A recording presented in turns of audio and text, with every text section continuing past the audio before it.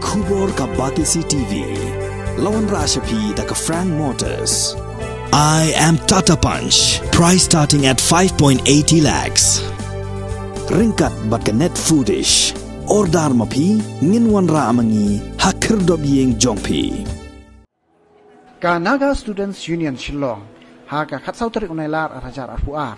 Kala Rakhe ka Jingïoh Laitluid ka Jingïoh pentriu Snem. Ha ka Jingïoh lang ka long ha Don Bosco Technical School Shillong. Halor ka pang Unite at Reknabit.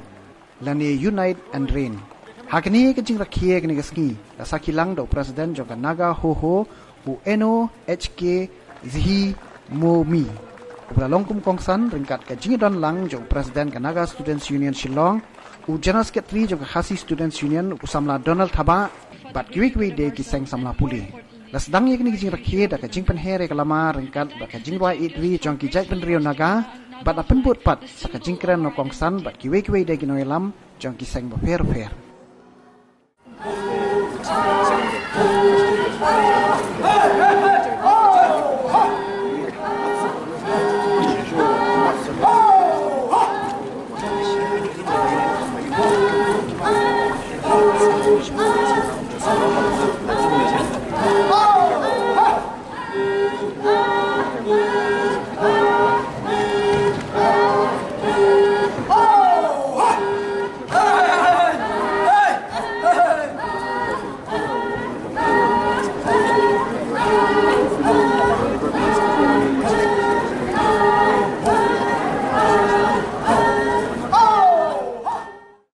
Prepared dauntlessly to hoist Naga flag, although they could oversee strong opposition from the Indian army.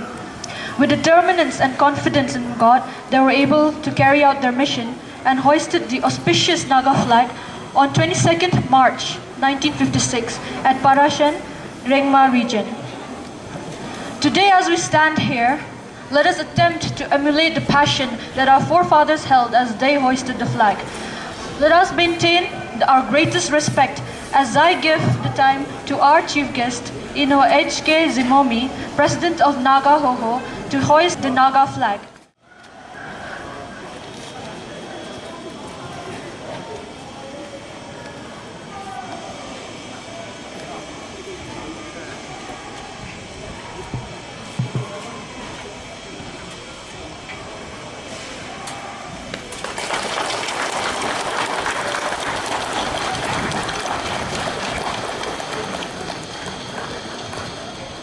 I personally myself, I became very good friends with past leaders of the NSF like Christopher Kesosulutu, Imti Apang Yunsong, and Liremo Kikon.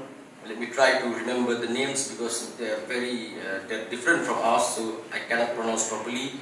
And the current president of the NSF also, Kekwehun Tep, Sini Puni. We are very good friends. We actually not only do we talk and discuss on issues regarding our communities, we even discuss personal matters. We attended weddings, we hang out together. So that is the bond, the closeness between the KSU and NSF, let us say between the Khasis and the Nagas.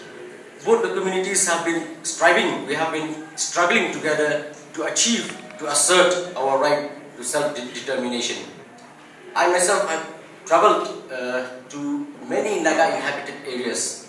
I've traveled to Tamenglong, I've been to Senapati, I've been to Kangpokpi, I've been to Noni, I've been to Wokha, I've been to Mopokchung, I've been to Kohima, and I've been to Dimapur also. So I've traveled a lot in the Naga inhabited areas. I have been to Camp Hebron, I've observed, I've been a part of the 72nd Naga Independence Day there in Camp Hebron in Dimapur. I had the privilege to meet Sir Anthony Ningkan Shimre.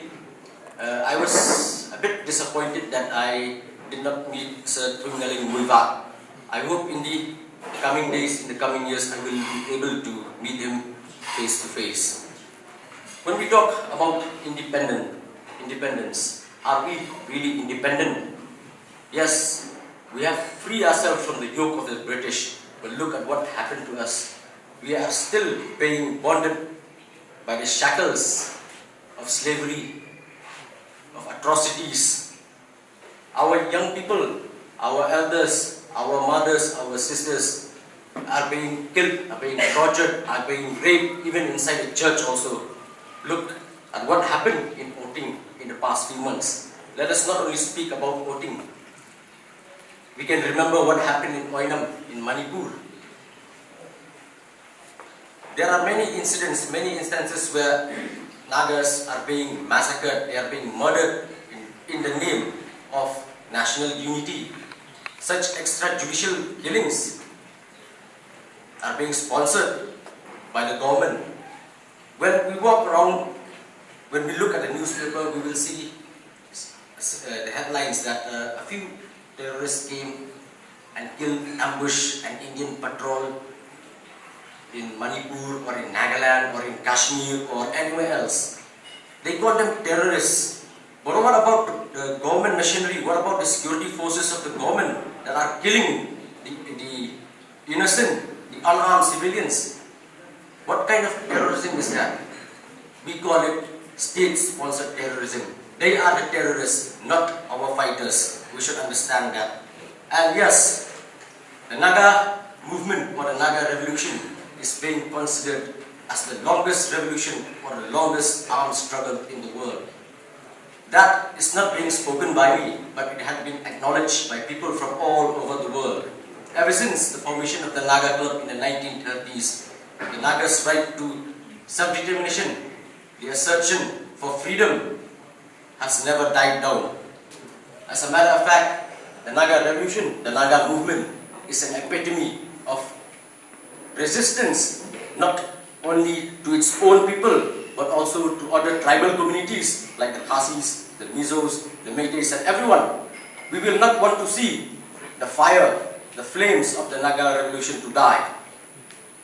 I have seen a lot in the newspapers, in the news channel, of what is really going on in Nagaland with regards to the peace talks. As a Khasi, it is not for me to intervene or interfere in the Naga affairs. But what I can say to you is that in this era, mind games are being played. Divisive politics is being played. The policy of divide and rule is being played in the minds of the young Nagas. Certain young Nagas do not know what happened in the past. So they are being confused, they are being misguided by these elements that we should hate each other, we should look at each other with distrust. As today's theme is, I believe it's Unite and Reign.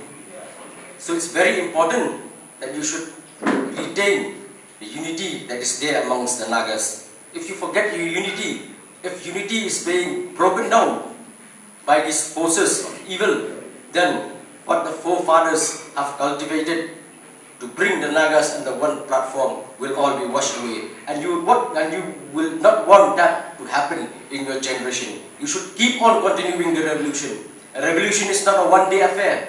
A revolution is not a one-week affair. A revolution is not a 2 months affair. A revolution is not only a 5 or 6 years affair. A revolution can be a 50 years affair, and it can be a century-old affair also. But the most important thing is that generation to generation should ensure that the flame of this revolution, the fire of this revolution is being maintained and is being passed on into the children. Look at what happened in our community, in the Khasi community. We are being divided, deeply divided in terms of region, in terms of religion, in matters of opinion. We look at each other with distrust. We don't trust anybody anymore. We are being divided. I don't want that to happen into the Naga community. As I believe that the majority of the attendants here are students. As students, you came from your homeland, from Nagaland, from Manipur, or from Assam, to come and get your degrees here in Shillong.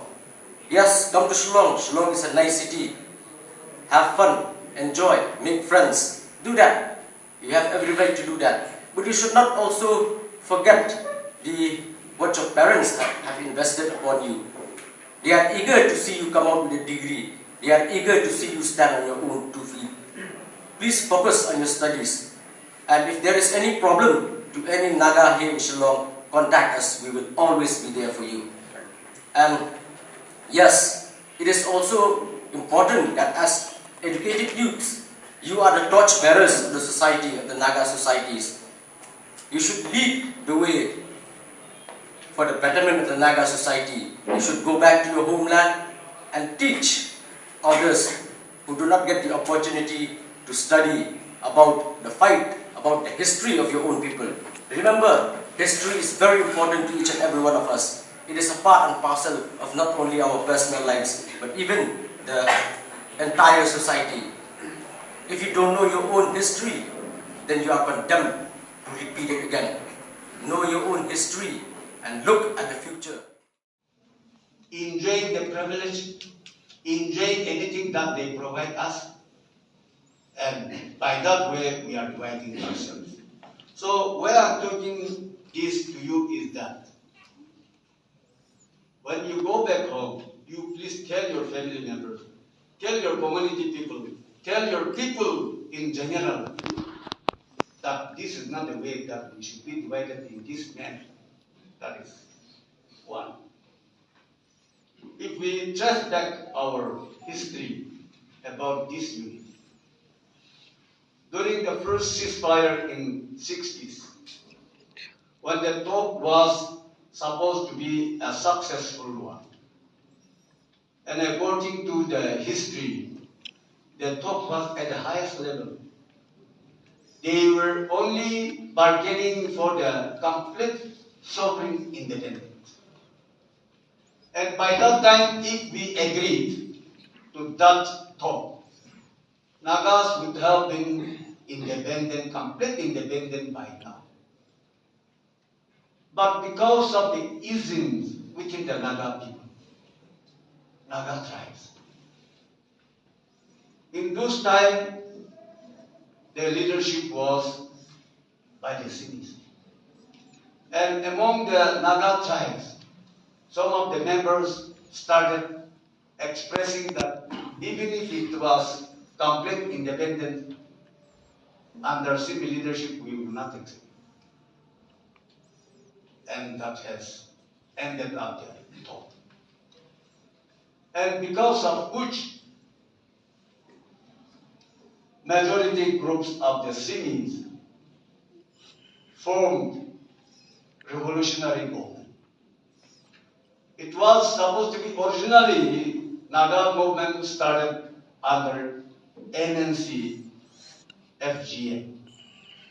NNC Naga National Council and Federal Government of Naga was the starting organizations.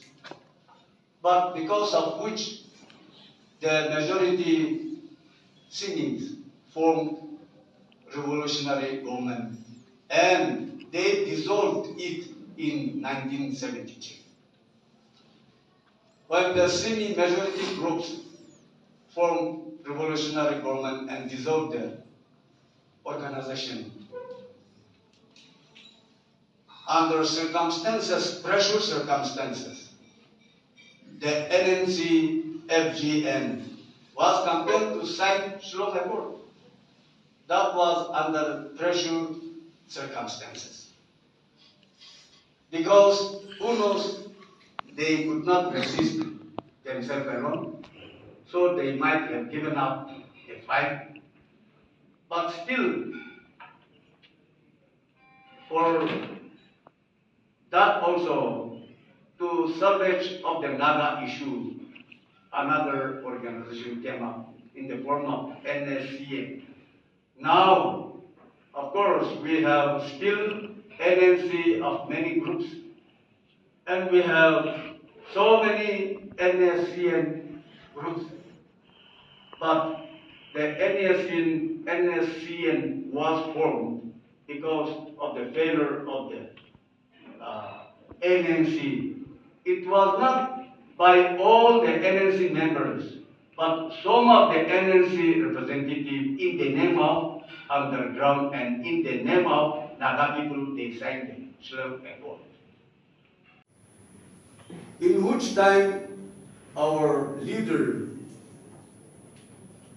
forefather or father.